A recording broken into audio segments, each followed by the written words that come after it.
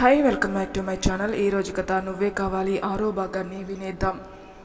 రూమ్లో మందు తాగుతూ ఏదో ఆలోచిస్తున్నాడు శంకర్. అప్పుడే లోపలికి వచ్చాడు రుద్ర. మామయ్య, నువ్వు ఈ మందు తాగటం మానవా అని కోపంగా శంకర్ చేతిలో గ్లాస్ తీసుకుని బయటికి విసిరేశాడు. కానీ శంకర్ మాత్రం తాగటం మానలేదు. మరో బాటిల్ తీసుకుని ఫుల్గా తాగేసి రుద్ర వైపు చూశాడు. రుద్ర ఆశ్చర్యంగా తన మామయ్య వైపు చూసి, ఎప్పుడూ లేనిది నా మాట పెడచెవిని పెట్టి కూడా మామయ్య ఏంటి మందు తాగుతున్నాడు? ఏంట్రా ఎప్పుడు లేనిది మీ మామయ్య నీ మాటను లెక్క చేయకుండా మందు తాగుతున్నాడు ఏంటా అనే? మామయ్య, నువ్వేనా ఇలా మాట్లాడుతుంది? నేనేరా అని శంకర్ పైకి లేచి రుద్ర భుజంపై చేయి వేసి, ప్రేమిస్తే సరిపోదు, ఆ ప్రేమని ఎంతో బాగా చూసుకోవాలి, లేదంటే నాలానే నువ్వు కూడా జీవితాంతకాలం బాధపడాలిరా. మామయ్య, ఎన్నో ప్రశ్నలతో శంకర్ వైపు చూశాడు రుద్ర. శంకర్ చిన్నగా నవ్వి, తాగిన మైకంలో చెప్పటం లేదురా, నేను ఒక అమ్మాయిని ప్రేమించాను. పేరు పార్వతి, చాలా అందంగా ఉండేది. తనకి కోపం ఎక్కువ. సరదాగా మాట్లాడినా కూడా కోపంతో నా మీద ఊగిపోయేది తెలుసా. కానీ తన మంచితనం చూసినప్పుడల్లా నాకు తన కోపం ఇంకా బాగా నచ్చేసేది. అత్తంటే అంతిష్టమా అన్నాడు. ప్రాణంరా, చాలా ఇష్టపడ్డాను తనని. తను కూడా నన్ను చాలా ప్రేమించింది. చదువు కోసమని నేను సిటీకి వచ్చాను. చదువు పూర్తవగానే పార్వతి ఇంటికి వెళ్ళాను, కానీ తను లేదు. రుద్ర ఆశ్చర్యంగా చూశాడు. మామయ్య అన్నాడు. ఎక్కడ ఉందో కూడా తెలీదు, వెతకని చోటు అంటూ లేదు. అందుకే తన జ్ఞాపకాలు గుర్తుకు రాకూడదని లండన్ వచ్చేసాను. ఎందుకో తెలీదు, నేను చనిపోయే ముందైనా తనని ఒక్కసారి చూడాలిరా.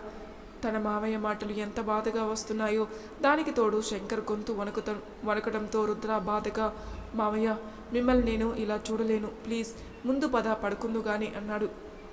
రుద్ర తనని పెళ్లి చేసుకోవాలని ఎన్నో కలలు కన్నాన్రా అని మత్తుగా తూలుతుంటే రుద్ర శంకర్ని పట్టుకొని బెడ్ మీద పడుకోబెట్టి తుప్పటి కప్పాడు. ఎక్కడున్నావు పార్వతి? నీ విషయంలో నేను చాలా తప్పు చేశాను. నీ కోసం ఇంకా ఎంతకాలం ఎదురు చూడాలి అని కలవరిస్తూ నిద్రలోకి జారుకున్నాడు. రుద్ర అలానే బెడ్ మీద కూర్చొని తన మామయ్య ముఖం చూశాడు. తాగిన మైకంలో ఉన్నా కూడా శంకర్ ముఖం ఎంతో బాధగా ఉంది. ఏసీ ఆన్ చేసి లాన్లోకి వచ్చి అటు ఇటు తిరుగుతున్నాడు. అసలు ఈ పార్వతి గారు ఏమైనట్టు? అత్తయ్య విషయంలో మామయ్య ఏం తప్పు చేశాడని అంతగా బాధపడుతున్నాడు? అసలు ఏమై ఉంటుంది అని ఆలోచిస్తున్నాడు. రుద్ర, రుద్ర అంటూ పిలిచింది తార. తార మాటలకి తేరుకొని, హా వదిన చెప్పండి అన్నాడు. భోజనం చేద్దుగానిరా, అందరూ నీకోసమే ఎదురు చూస్తున్నారు. బాబాయ్ ఏంటి ఎంత లేపినా లేవటం లేదు? మామయ్యకి రేపటి వరకు మెలకువ రాదు వదిన, అంతగా మందు తాగాడు. ఏంటి, బాబాయ్ మందు తాగారా? అవును, మీరు తింటూ ఉండండి, నేను ఫ్రెష్ అయి వస్తాను అన్నాడు. సరే తొందరగా రా రుద్ర అని తార బయటికి వెళ్ళగానే రుద్ర టవల్ తీసుకుని వాష్రూమ్లోకి వెళ్ళాడు. ఏంటే నిద్రపోకుండా ఇంకా ఏం ఆలోచిస్తున్నావు? పైగా ఈరోజు చాలా సంతోషంగా ఉన్నావు కదా, పడుకో అన్నది శ్రీజ. లేదే, నాకు నిద్ర రావటం లేదు.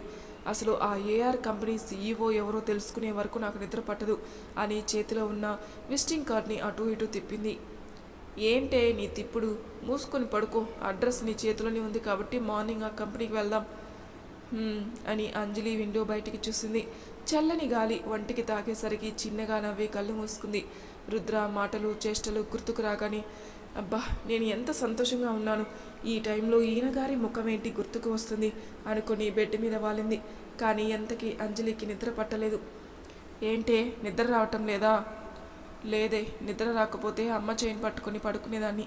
చైన్ కూడా నా దగ్గర లేదు. నీ దగ్గర ఉన్నా అవి ఉండవు. నీ హెల్పింగ్ నేచర్తో అన్నీ ఇలానే పాడు చేస్తావు కదా. శాలరీ రాగానే ముందు చైన్ విడిపించుకో అన్నది శ్రీజ. అదే చేస్తాను అని ఆలోచిస్తూ నిద్రలోకి జారుకుంది అంజలి.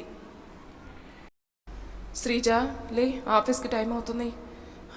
బద్ధకంగా పైకి లేచి అంజలి వైపు చూసింది. గ్రీన్ కలర్ చీర, కుంకుమ రంగు జాకెట్, చేతికి కుంకుమ రంగు గాజులు, నుదుటిన చిన్న బొట్టు, చెవికి బుట్టలు, మెడలో చైన్ లేకపోవడంతో బోసిగా కనిపించింది. ఏంటే అలా చూస్తున్నావు అన్నది అంజలి. ఆ దేవుడు ఎందుకే నీకు ఇంత అందం ఇచ్చాడు? పొద్దున్నే మొదలుపెట్టుకు, ముందు స్నానానికి వెళ్ళు అన్నది అంజలి. అబ్బా ఆఫీస్ టైం ఇంకా అవ్వలేదు కదే, అప్పుడే ఎందుకు కంగారు పెడుతున్నావు? నీ ముఖం మర్చిపోయావా? ఈరోజు ఏఆర్ కంపెనీకి వెళ్దామని అనుకున్నాం కదా. అవును కదా, మర్చిపోయాను, 10 minutes టైం ఇవ్వు అని ఫాస్ట్గా పైకి లేచి టవల్ తీసుకుని వాష్రూమ్కి వెళ్ళింది. అంజలి, అంజలి. అమ్మా చెప్పండి అన్నది. ఈరోజు నీకు అదృష్టం పట్టింది అంజలి. గౌతమ్ సార్ ఇంకా వాళ్ళ అబ్బాయి మన ఆశ్రమానికి వచ్చారు. అవునా? రా, నీతో మాట్లాడాలి అంటున్నారు. నాతో మాట్లాడడానికి ఏముంది, ఆల్రెడీ నిన్నే కదా మాట్లాడాను. కానీ నీతో ఇంపార్టెంట్ విషయం మాట్లాడాలని పిలిచారు. అవునా అంటూ అనుమానంగానే బయటికి వచ్చింది అంజలి. బ్లాక్ కలర్ సూట్లో ఉన్న రాజ్ అంజలిని చూడగానే తనని తాను మైమరిచిపోయాడు. కొడుకు ఫీలింగ్స్ని అర్థం చేసుకున్న గౌతమ్ రాజ్ చేతిని పట్టుకుని, కొంచెం నార్మల్గా ఉండు, పరుగు తీయకు, చెప్పాను కదా తనతో మాట్లాడతానని అన్నాడు. సారీ డాడ్, ఇప్పుడే చెప్తున్నాను, తను ఒప్పుకోకపోతే నువ్వు ఇంకా ఒత్తిడి చేయకూడదు, అర్థమైందా? డాడ్. గుడ్ మార్నింగ్ సార్ అన్నది అంజలి. గుడ్ మార్నింగ్ అంజలి. చెప్పండి సార్, నీతో కొంచెం మాట్లాడాలమ్మా అన్నాడు. ఏమైంది సార్, ఆఫీస్లో ఏమన్నా ప్రాబ్లం వచ్చిందా? కాదు అని రాజు వైపు చూశాడు. రాజ్ చిన్నగా నవ్వి హాయ్ అంజలి గారు అన్నాడు. అంజలి, వీడు మా అబ్బాయి రాజ్. నమస్తే సార్ అన్నది. రాజ్ పైకి లేచి ప్రాబ్లం ఏంటో నేనే చెప్తాను, కానీ మీతో పర్సనల్గా మాట్లాడాలి అంట, అలా బయటికి వస్తారా అన్నాడు. అంజలి ఏమర్థం కాక సునీత వైపు గౌతమ్ వైపు మార్చి మార్చి చూసింది. పర్వాలేదు అంజలి, వెళ్ళు, ఏం భయపడకు. అంజలి అనుమానంగానే రాజు వెనకే వెళ్ళింది. ఏంటి అంజలి, ఏదో ఆలోచిస్తున్నావు? మీరు నిన్న ఆఫీస్కి వచ్చారు కదా అన్నది. అవును అన్నాడు రాజ్. మరి ప్రాబ్లం ఏంటి, నాతో ఏం మాట్లాడాలి? డైరెక్ట్గా పాయింట్కి వస్తున్నాను అంజలి. నాకు ఏదైనా ముక్కుసూటిగా మాట్లాడడం అలవాటు. నిన్న ఆఫీస్లో నిన్ను చూడగానే పడిపోయాను, ఎందుకో తెలీదు, అంతగా నచ్చేసావు. నిన్ను చూసిన దగ్గర నుంచి నా మనసు నువ్వే కావాలని పరితపిస్తుంది. ఎందుకంటే I love you, life long నువ్వు నాకు కావాలి, పెళ్లి చేసుకుందామా అన్నాడు రాజ్. అంజలి చిన్నగా నవ్వి ఇంకా ఏమన్నా చెప్పాలా, నేను వెళ్ళాల్సినవి ఇంకా ఏమన్నా ఉన్నాయా సూటిగా అడిగింది అంజలి. రాజ్ ఆశ్చర్యంగా చెప్పాల్సిందంతా చెప్పాను, ఇంకా ఏం లేదు, చెప్పు, ఎప్పుడు పెళ్లి చేసుకుందాం అన్నాడు. క్షమించండి, మీకు నేను తగినదాన్ని అయితే కాదు, అలానే ఇంకెప్పుడు పెళ్లి కోసం నా దగ్గర మాట్లాడకండి. అంటే నేను మీకు నచ్చలేదా అన్నాడు రాజ్. నాకు ఎవరు నచ్చరు, నా మనసుకి ఎప్పటికీ కూడా ఎవరు నచ్చరు.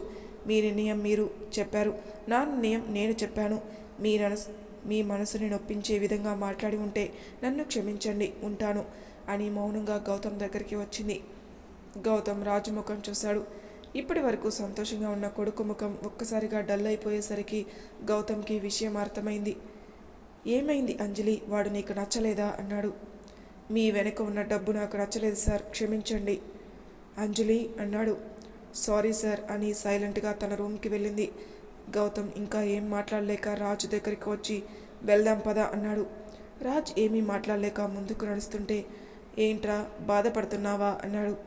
లేదు నాన్న, తన నిర్ణయం తను చెప్పింది కదా, నాకెందుకు బాధ, మరి ఏం చేద్దామని. నన్ను యాక్సెప్ట్ చేసే వరకు ప్రేమిస్తాను అన్నాడు రాజ్. జీవితాంతకాలం నువ్వు తన వెంటపడినా అసలు ప్రేమించదు. ఎందుకు డాడ్? నాకు తెలుసు అంజలి గురించి, తనకి డబ్బు ఉన్నవాళ్ళు అంటేనే అస్సలు నచ్చదు. నీ మంచిగా చెప్తున్నాను, అంజలిని మర్చిపో, లేదంటే నీ టైం వేస్ట్ అంతే. రాజ్ ఏం మాట్లాడలేదు, కామ్గా కారు ఎక్కాడు.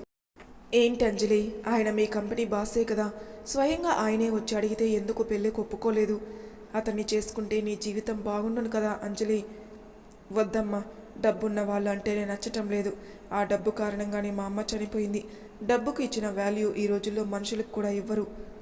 ఎప్పుడో ఏదో జరిగిందని అదే పట్టుకుని వేలాడితే ఎలా అంజలి? జీవితాంతకాలం ఇలానే ఉంటావా? నీకంటూ తోడు ఉండాలి కదా. నాకు అసలు పెళ్లి చేసుకునే ఉద్దేశమే లేదమ్మా, నాకు ఇలానే ఒంటరిగా బ్రతకాలని ఉంది. అయినా నాకు ఈ జీవితమే బాగుంది. నలుగురికి సహాయం చేయటం, ఆశ్రమంలో పిల్లల్ని చూసుకోవటం, బాధ వచ్చినా కష్టం వచ్చినా చూసుకోవటానికి మీరు, శ్రీజ ఉన్నారు నా జీవితానికి.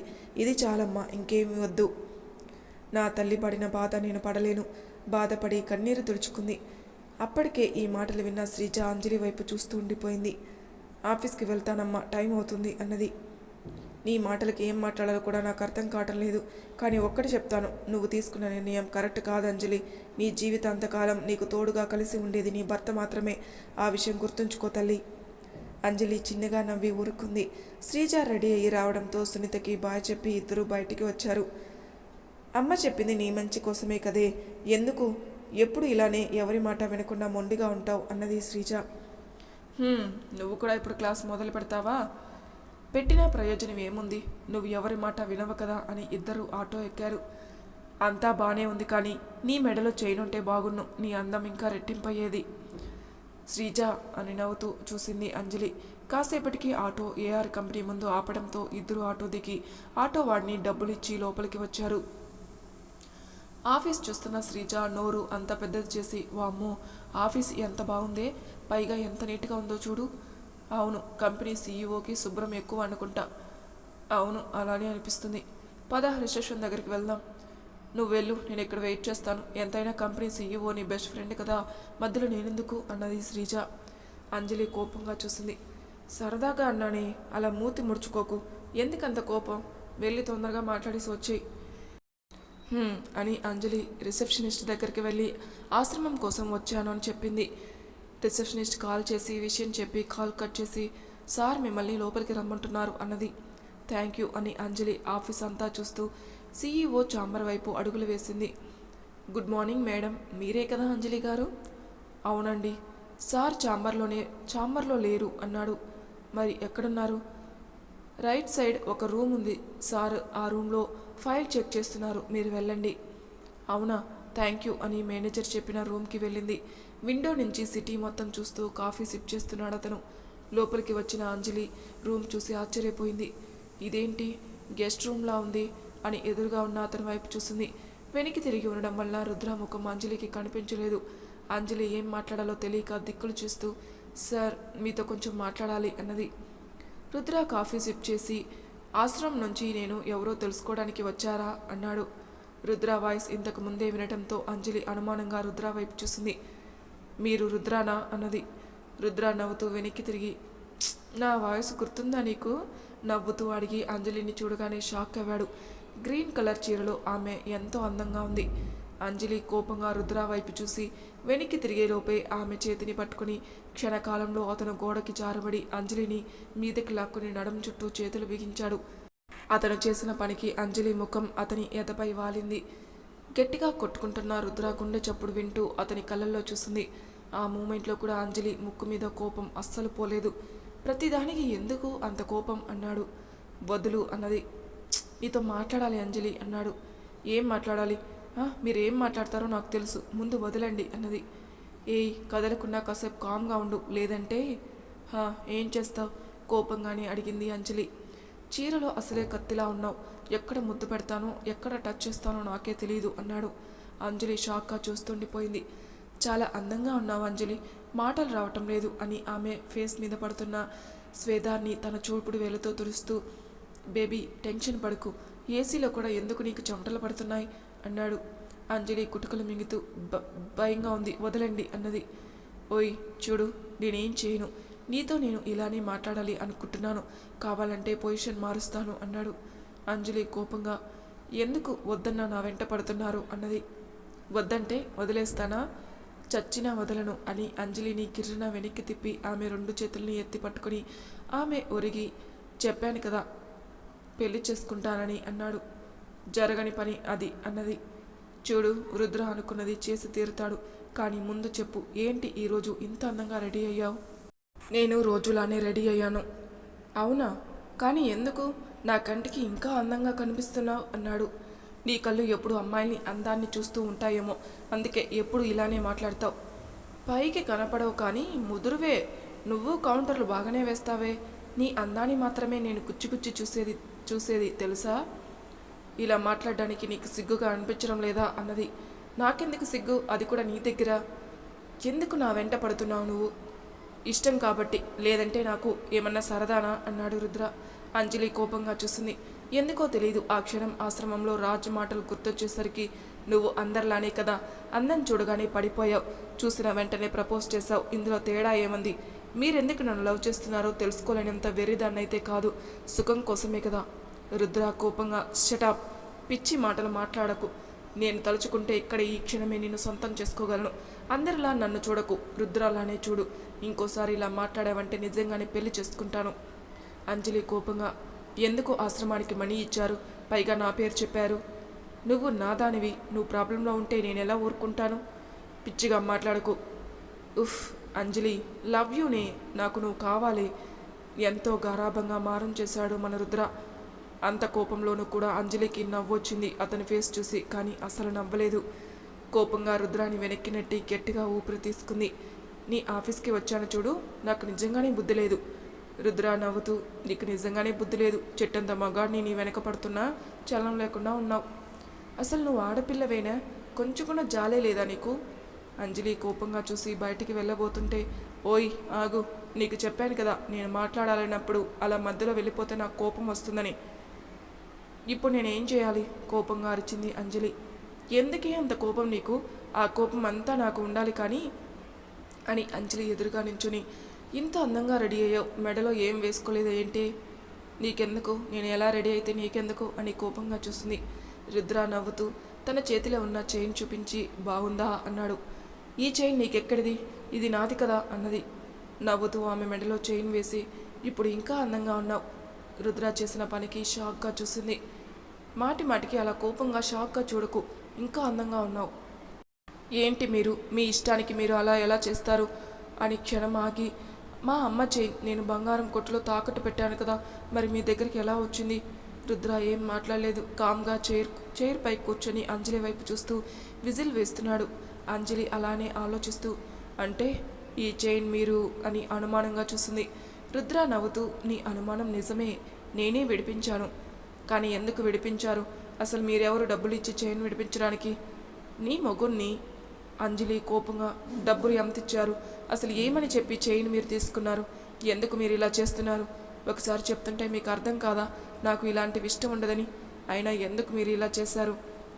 ఆఫీస్ దగ్గర డ్రాప్ చేయనా? నీకు లేట్ అవుతుంది కదా అన్నాడు. అంజలి కోపంగా ఎదురుగా ఉన్న ఫైల్ తీసుకుని రుద్ర మీదకి విసిరేలోపే రుద్ర ఆ ఫైల్ పట్టుకుని నవ్వుతూ చూశాడు. అంజలి అసహనంగా ఫైల్ వదిలి కోపంగా రుద్రాన్ని చూసి డోర్ ఓపెన్ చేస్తుంటే, ఓయ్ అంజు అన్నాడు. కోపంగా వెనక్కి తిరిగి చూసింది. శారీలో మామూలుగా లేవు, నైట్ ఆశ్రమానికి వస్తాను, రెడీగా ఉండు అన్నాడు. షటప్ అన్నది. ప్రామిస్ వస్తాను అని రుద్ర సైగ చేశాడు. ఆ సైగ చూసిన అంజలి కోపంగా నడుం దగ్గర చీర కవర్ చేసుకుంది. భలే ఉంటావే కోపంలో. రుద్ర మాటలు వినలేక కోపంగా లుక్కిచ్చి బయటికి వచ్చింది. రుద్ర నవ్వుతూ ఆమె వెనకే బయటికి వచ్చాడు. అంజలి కోపంగా తిట్టుకుంటూ వెనక్కి తిరిగింది. రుద్ర నవ్వుతూ కన్నుకొట్టి ఆమె వెనకే నడుస్తున్నాడు. మరి తర్వాయి భాగంలో ఏం జరుగుతుందో నెక్స్ట్ ఎపిసోడ్లో తెలుసుకుందాం. అంతవరకు నా ఛానల్ని సబ్స్క్రైబ్ చేయని వాళ్ళు ప్లీజ్ సబ్స్క్రైబ్ చేసుకోండి, లైక్ చేసి షేర్ చేయండి. మీ అభిప్రాయాలు నాకు కామెంట్ రూపంలో తెలియజేయండి. Thank you for listening.